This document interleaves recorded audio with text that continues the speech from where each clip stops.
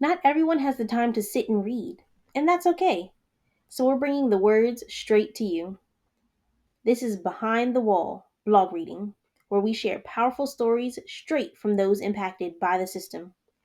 The voices of the incarcerated deserve to be heard in every way possible. You can find this blog and more at manumintme.com. Today we're reading Angelo Nut Daniels, A System That Refuses to Change. Listen closely, because this is their reality. I just wanted to read blogs that I wrote for your audience. That's all. This one it was written for a brother of mine. He put in a request to go home, but the judge denied him. So it's called Angelo Nut Daniels, a system that refuses to change. Nut is his nickname. I send my honors to Brother Angelo Nut Daniels, my DC homie. He's an upright and fearless brother, and I send my greetings and respect.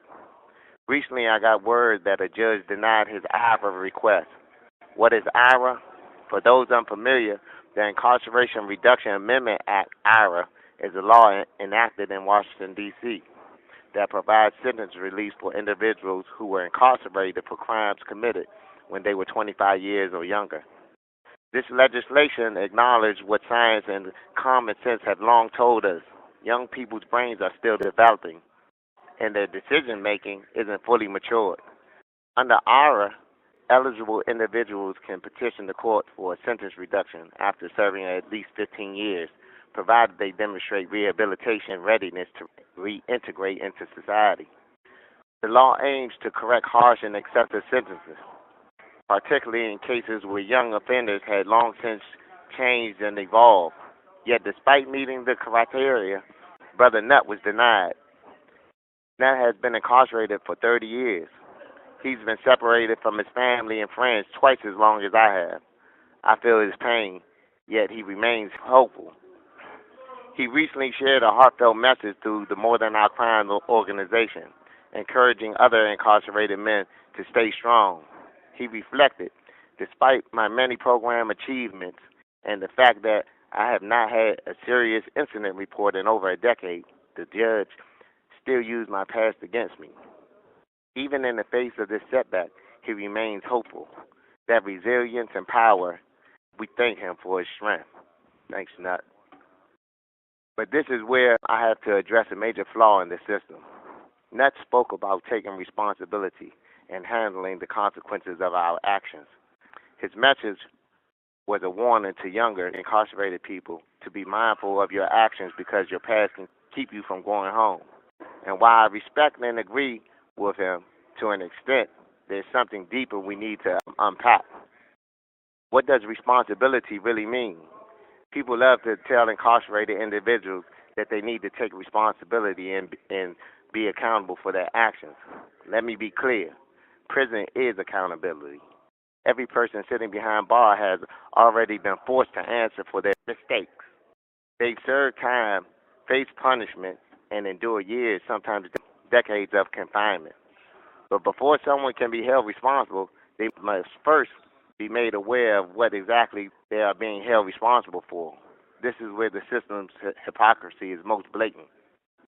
That IRA request was denied despite his decades-long track record of good behavior. Why? Because of his actions before IRA even existed?